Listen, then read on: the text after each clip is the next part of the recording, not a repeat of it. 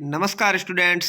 माध्यमिक परीक्षा board exam 2024 कक्षा 10th की सामाजिक विज्ञान का ये प्रश्न पत्र मैं आपके लिए लेकर के आया हूँ। इसमें आपको 80 मार्क्स के क्वेश्चंस मिलने वाले हैं, यानी आपका बोर्ड एग्जाम होगा वो 80 नंबर का होगा और समय आपको परीक्षा मिलता है 3 घंटे और 15 मिनट। तो ये बिल्कुल ही सॉल्यूशन पेपर है। मैं इसका आपको सॉल्यूशन करवाऊंगा मॉडल पेपर नंबर 1 का।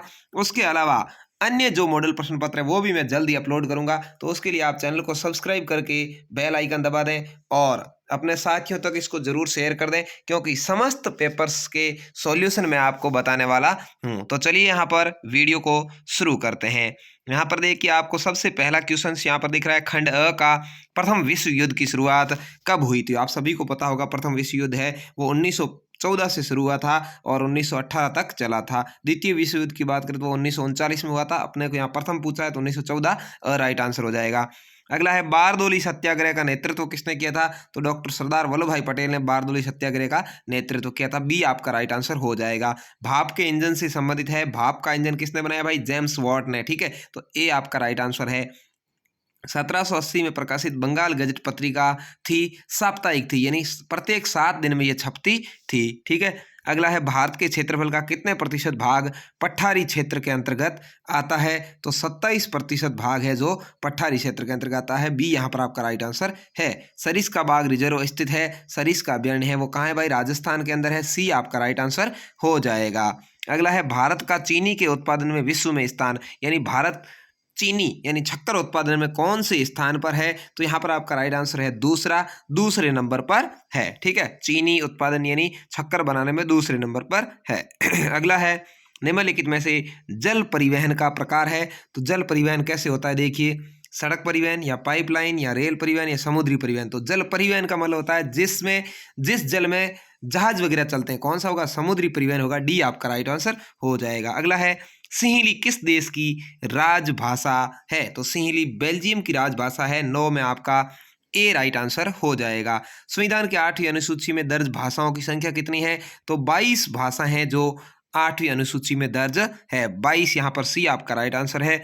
अगला है, 2011 की जनगणना के अनुसार भारत का लिंगानुपात कितना था? कहाँ पूछा है? 2011, उसके बाद में कोई जनगणना नहीं हुई है। तो यहाँ पर आपका राइट आंसर है 943। कितना है भाई? 2011 की जनगणना के अनुसार भारत का लिंगानुपात 943 है।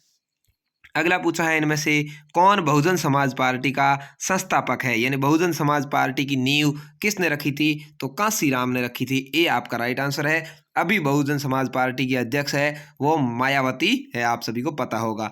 एक वस्तु का अधिकांशतः प्राकृतिक प्रक्रिया से उत्पादन किस क्षेत्र की गतिविधि है? तो ये प्राथमिक क्षेत्र की गतिविधि है। ए आपका राइट आंसर है। अगला है, ऋण के औपचारिक स्रोतों में शामिल नहीं है, यानी औपचारिक स्रोत सीधा ऋण देने वाला कौन सा नहीं है? तो साहूकार। ये अनौपचारिक तरीका। साहूकार का मतलब होता है जो आपको पता है ना कि अपने इधर 2 के ब्याज पर, यानी 2% सैकड़ा के हिसाब से, यानी जिनका कोई लेखा जोखा नहीं होता, जिनका कोई कायदा कानून नहीं होता, उसको कहते हैं ये साहूकार। बड़िए सेठ लोग हैं वो ये ब्याज देते हैं। ये औपचारिक स्रोतों में शामिल नहीं है। अगला है, अंतर्राष्ट्रीय व्यापार से संबंधित नियमों का निर्धारण कौन करता है? तो यहाँ पर WTO है, वह अंतर्राष्ट्रीय व्यापार से संबंधित है। तो यहाँ पर ये आपके 15 क्वेश्चन है वो ऑब्जेक्टिव टाइप आने वाले हैं। आपको परीक्षा में इस तरह से छाननी बना करके और इन्हीं 15 क्वेश्चंस के आंसर देने हैं। इस तरह से देने हैं, ठीक है ना। आगे ऐसे बने हुए कॉलम के अंदर बना करके नहीं लिखना है, इस तरह से लिखना है, तो परीक्षक को जांचने में आसानी रहेगी और आपको भी अच्छे नंबर मिलेंगे आगे के सवालों में। अगला देखिए, रिक्त स्थानों की पूर्ति कीजिए। यहाँ पर देखिए 7 क्वेश्चन आपके सामाजिक में रिक्त स्थान वाले आएंगे। बंबई में पहली कपड़ा मिल 1854 में लगी थी। ठीक है, 1854 यहाँ पर उत्तर लिखा हुआ दिख रहा है आपको। गुलामगिरी पुस्तक के लेखक ज्योतिबा फुले हैं। आपको यहाँ पर लिखना है, कच्चा तेल गैर नवीनीकरणीय संसाधन है, यानी इसका दोबारा प्रयोग में ये नहीं लिया जा सकता, एक बार में ही जल जाता है, समाप्त हो जाता है। विभिन्न देशों के बीच परस्पर संबंध और तीव्र एकीकरण की प्रक्रिया वैश्वीकरण कहलाती है। आपको यहाँ पर खाली जगह भरना है। शिरोमणि अकाली दल का संबंध मुख्यतः पंजाब से है। पंजाब राज्य में शिरोमणि अकाली दल जो राजनीतिक दल है वो है। अगला है, लोकतांत्रिक शासन प्रणाली में अंतिम शक्ति जनता में निहित होती है। कौन सी शासन प्रणाली में अंतिम शक्ति जनता में निहित होती है? तो लोकतांत्रिक। ठीक है, जो भारत में लागू है। जवाहरलाल नेहरू गर्व से किसको आधुनिक भारत के मंदिर कहा करते थे बांध को, ठीक है, बांधों को, मतलब जो बांध होते हैं ना नदी का पानी रोकने के लिए, उनको आधुनिक भारत का मंदिर कहते थे। कौन? जवाहरलाल नेहरू। तो उसके बाद में आपको अति लघुत्रात्मक क्वेश्चन आ जाएंगे, जिनका जवाब आपको एक पंक्ति या एक शब्द में देना होगा। जैसे सवाल पूछ लिया बेगार क्या है, तो बिना मजदूरी दिए काम कराना बेगार कहलाता है। अगला है फ्लाई शटल क्या है? फ्लाई शटल बुनाई में प्रयोग होने वाला रस्सियों और पुलियों के द्वारा चलने वाला एक यांत्रिक औजार है, ठीक है। अगला है स्पिनिंग जेनी का आविष्कार किसने किया? तो जेम्स हरग्रीव्स ने। सरकार के विभिन्न अंगों के नाम, तो सरकार के 3 अंग है, विधायिका, कार्यपालिका और न्यायपालिका। ये आपको लिख देना है। ऐसे ही पूछ सकता है सरकार के कितने अंग है? 3 अंग।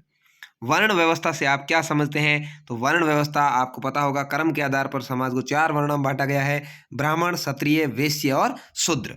ये विभाजन की व्यवस्था है। राजनीतिक दलों को मान्यता और चुनाव चिन्ह कौन आवंटित करता है? तो निर्वाचन आयोग आवंटित करता है। सकल घरेलू उत्पाद को परिभाषित करना है, तो सकल घरेलू उत्पाद किसी देश के भीतर किसी विशेष वर्ष में उत्पादित सभी अंतिम वस्तुओं और सेवाओं का मौद्रिक मूल्य है, वो सकल घरेलू उत्पाद कहलाता है। वे कंपनियां जिनका कारोबार एक से अधिक देशों में क्या कहलाती है? बहुराष्ट्रीय कंपनियां, यानी बहुत सारे राष्ट्र में जिनका व्यापार हो। अगला है देखिए, भारतीय वन्य जीवन संरक्षण अधिनियम किस वर्ष लागू किया गया? 1972 में। ध्वनि प्रदूषण से मानव पर क्या प्रभाव पड़ते हैं? संक्षेप में बताना है।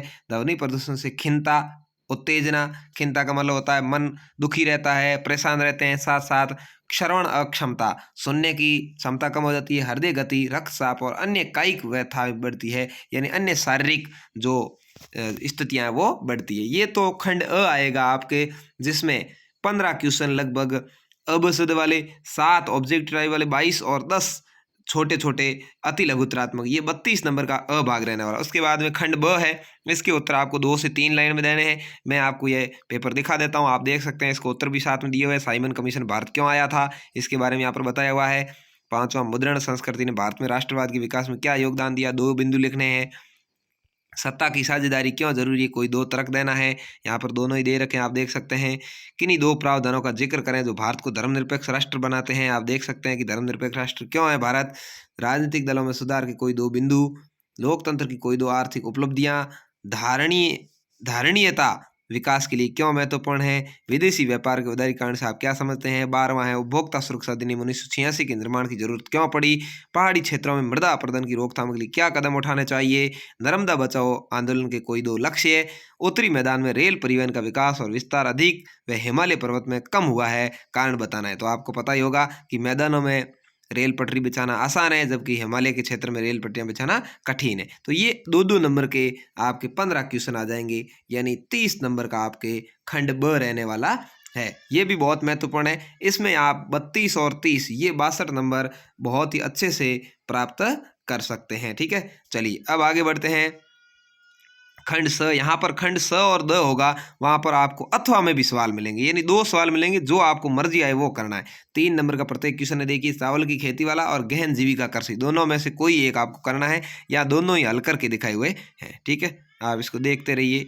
यहाँ पर देखिए, मैं इनको आपको धीरे धीरे स्क्रॉल करते हुए दिखा रहा हूँ।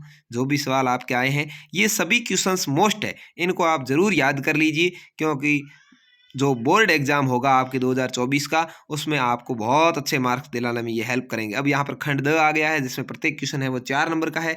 आपको 200 से 250 शब्दों में, यानी 20 से 25 लाइन में उत्तर लिखना है। इस वीडियो को आप शेयर भी जरूर कर दें, जिससे आपके दोस्त भी इसका लाभ ले सकें और ज़्यादा से ज़्यादा नंबर प्राप्त कर सकें।